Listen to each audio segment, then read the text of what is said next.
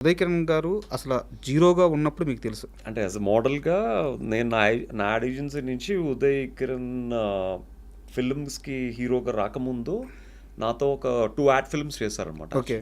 So, అప్పటి నుంచి నాకు పరిచయం యాక్చువల్లీ. సో, అంటే ఉదయ్ కిరణ్ హీరో కాకముందు మీకు తెలుసు. అవును. ఆయన లైఫ్ ఏమీ పూల పంపు కాదు. ఆయన కూడా చాలా కష్టాలు పడొచ్చారు. యాహ్! సో, అంత కష్టాలు పడ్డ వ్యక్తికి లాస్ట్ రోజున ఆయన చనిపోయే రోజున ఆయన ఆల్రెడీ లైఫ్‌లో ఎంతో కొంత చాలా అచీవ్ చేశారు. చాలామంది ఫ్యాన్స్‌ని సంపాదించుకున్నారు. యాహ్! సూపర్ క్లాస్ హీరోగా, లవర్ బాయ్‌గా అవును. చాలా ఖ్యాతి దక్కించుకున్నారు. అందరికీ ఇష్టమైన హీరోగా ఉన్నారు. బట్ ఆ టైంలో కొన్ని ఫ్లాప్స్ వచ్చుండొచ్చు. ఏమీ లేని రోజును చూసిన ఉదయ్ కిరణ్ కేవలం సినిమా అవకాశాలు లేకే చనిపోయారు అంటే మీరు నమ్ముతారా?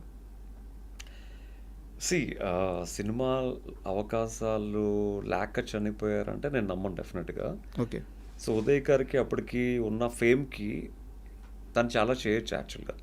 ఈవెన్ తను తలుచుకుంటే ఒక పెద్ద టీవీ షో యాజ్ అన్ యాంకర్‌గా చేయొచ్చు.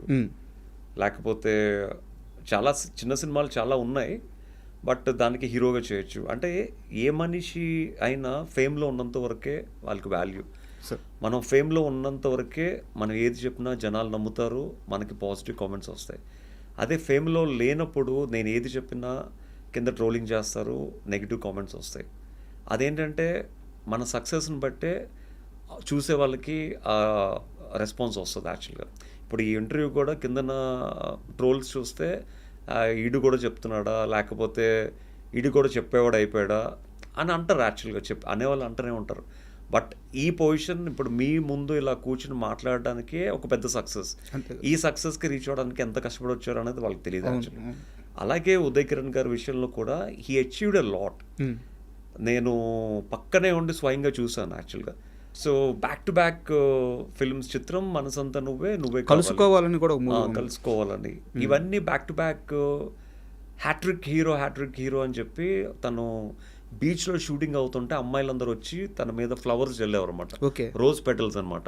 అసలు షూటింగ్ చేయనిచ్చేవారు, అది విపరీతమైన క్రౌడ్ అనమాట. ఇప్పుడు సోషల్ మీడియా వచ్చి ఇవంతా ఇప్పుడు యాక్టర్స్కి ఆ ఫేమ్ చూస్తున్నారు, కానీ ఏమీ లేని టైంలోనే he have seen that fame అనమాట యాక్చువల్గా. బట్ ఆబ్వియస్లీ అంత ఫేమ్ చూసిన తర్వాత నేను ఒక చాలా సంవత్సరాల తర్వాత ఒక ఈవెంట్కి వెళ్తే he also came for the event, ఒక ఫ్యాషన్ షోకి. ఆ ఫ్యాషన్ షోలో తను కూడా ఒక నార్మల్గా కూర్చున్నాడే కానీ ఒక సెలబ్రిటీకి ఇవ్వాల్సిన రెస్పాన్స్ కానీ ఒక సెలబ్రిటీకి ఇవ్వాల్సిన ట్రీట్మెంట్ కానీ ఇవ్వలేదు యాక్చువల్గా. Okay. I have seen personally, just because of తను ఫేమ్లో లేడు అన్న ఒక్క ఉద్దేశంతో. సో ఒక మనిషికి ఒక నడుస్తున్నప్పుడు రోజ్ పెటల్స్ జల్లి ప్రతి అడుగులోని పూలతో నడిపించే ఒక ఫ్యాన్స్ ఉన్న టైంలో సినిమాలు 2-3 సినిమాలు ఫ్లాప్ అయ్యేసరికి అసలు ఒక ఈవెంట్కి వచ్చినప్పుడు కూడా పట్టించుకోకపోతే ఆబ్వియస్లీ ప్రతి మనిషికి ఒక బాధ ఉంటుంది యాక్చువల్గా. కష్టం సార్ తీసుకోవడం. పక్కనే నిన్న కాక మొన్న వచ్చిన హీరోస్కి సెల్ఫీలు తీసుకుని అంత ఎస్టాబ్లిష్ అయిన ఉదయ్ గారితో సెల్ఫీలు తీసుకోపోతే ఆబ్వియస్లీ తను పక్కనే తీసుకుంటున్నప్పుడు తనకు బాధ కలుగుతుంది యాక్చువల్గా. సో ఆ బాధని చూశాను, ఆ హ్యాపీనెస్ని చూశాను యాక్చువల్గా. నేను ఎప్పుడైతే తను చనిపోయారన్న వార్త విన్నానో నాకు చాలా ఐ వాజ్ లైక్ షాక్డ్ అనమాట. వెంటనే నేను నిమ్స్ హాస్పిటల్కి వెళ్తే ఎవరిని అలౌ చేయట్లేదు. అసలు ఉదయ్ కిరణ్ని చూడడానికి ఎలాంటి స్టార్స్ రాలేదు.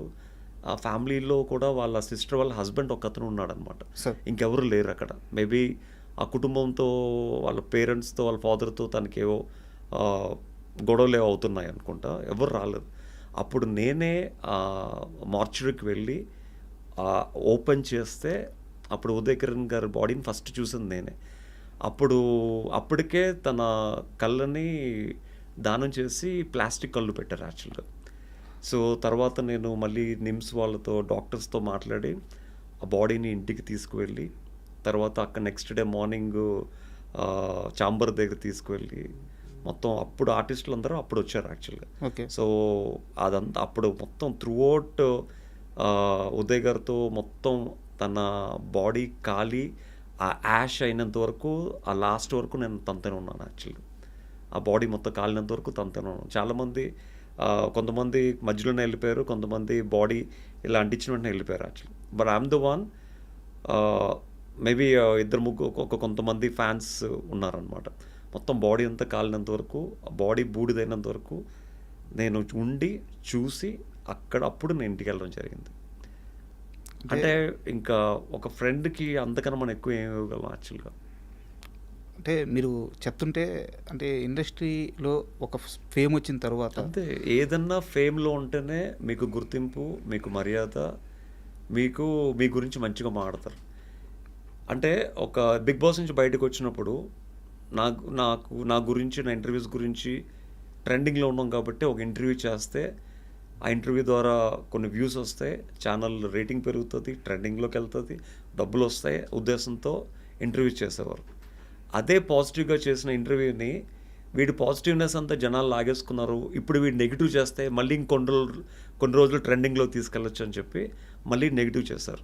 అవును, మళ్ళీ నెగిటివ్ చేసినప్పుడు మళ్ళీ వాళ్ళకి ట్రెండింగ్లోకి వెళ్ళాయి.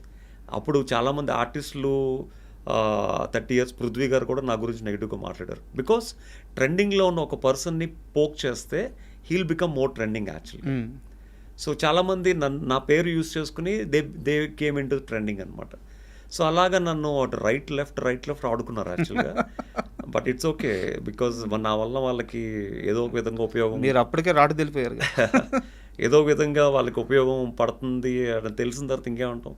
సో ఫ్యామిలీస్ని మీడియాకు ముందుకు లాగారు, పిల్లలతో పాటు మీడియా ముందుకు వెళ్ళి మేమేంటో ప్రూవ్ చేసుకోవాల్సి వచ్చింది. ఇట్స్ ఓకే, ఇదంతా ఎందుకు, జస్ట్ బికాస్ ఆఫ్ ఒక మిడిల్ క్లాస్ పర్సన్. అదే మీరు రిచ్ పర్సన్ అయితే మీ జోలికి ఒక్కడు కూడా రాడు, మీ గురించి ఒక్కడు కూడా కామెంట్ పెట్టాడు. అది. అండ్ మీరు బిగ్ బాస్ నుంచి బయటకు వచ్చిన తర్వాత కొన్ని సినిమా ఆఫర్లు అయితే వచ్చినాయి మీరే హీరోగా. బట్ ఒక హీరో వాళ్ళందరితో కలిసి కూర్చొని మాట్లాడి వాళ్ళ మైండ్ సెట్ మార్చేసి మీకు సినిమా ఛాన్సులు రాకుండా కొన్నిటిని అడ్డుకున్నాడు అని చెప్పి ఒక టాక్ అయితే ఉంది. నిజమా? ఇండస్ట్రీ నిజమా అబద్ధం? నిజం అవ్వచ్చు. అంటే బేసిక్ ఏంటంటే ఆబ్వియస్లీ మనకు తెలిసి మనం ఏ తప్పు చేయలేదు. సో మనం ఉన్నది ప్రూవ్ చేసుకోవడానికి, జీవితంలో ఎప్పటికైనా ఏదో ఒకటి సక్సెస్ అవ్వడానికి, ఉన్న సక్సెస్ని లైఫ్ అంతా నిలబెట్టుకోవడానికి ఇండస్ట్రీకి వచ్చాం. ఇప్పుడు మన వెనకాల ఎవరు ఏం చేస్తున్నారు అన్నది మనకు తెలియనప్పుడు మనం వాళ్ళ గురించి మాట్లాడకూడదు యాక్చువల్గా. సో మేబీ చేసి ఉండొచ్చు. మీ దాకా వచ్చిందా? నా దాకా వచ్చిందంటే వచ్చిందని చెప్పాలి. But I don't to take any one's name అనమాట. Okay, but it's okay. ఇప్పుడు మనకి రాత ఉన్నప్పుడు ఎవరైనా అడ్డుకున్నా మన రాతను ఎవరు మార్చలేరు. సో ఇక్కడ అంటే ఈ క్వశ్చన్ ఎందుకు అడిగానంటే నాకు తెలియంది ఒకటి మిమ్మల్ని అడుగుతున్నాను సార్. మోడలింగ్ అంటే అక్కడ బిహేవియర్ కానీ థాట్ ప్రాసెస్ కానీ ఇవి కూడా నేర్పిస్తారా? యా, అంటే ఒక సిచ్యువేషన్ మనం ఎలా హ్యాండిల్ చేయాలి? ఆబ్వియస్లీ బాడీ లాంగ్వేజ్ ఉంటుంది, సెల్ఫ్ కాన్ఫిడెన్స్ ఎలా బిల్డ్ చేసుకోవాలన్నీ ఉంటాయి అన్నమాట. సో అవే మిమ్మల్ని రాటు తెలిసింది. ఎందుకంటే ఇప్పుడు మీరు ఉదయ్ కిరణ్ గారి విషయంలో ఏవైతే చెప్పారో అవన్నీ కూడా మీరు లైఫ్లో మీరు కూడా చూశారు. Yeah yeah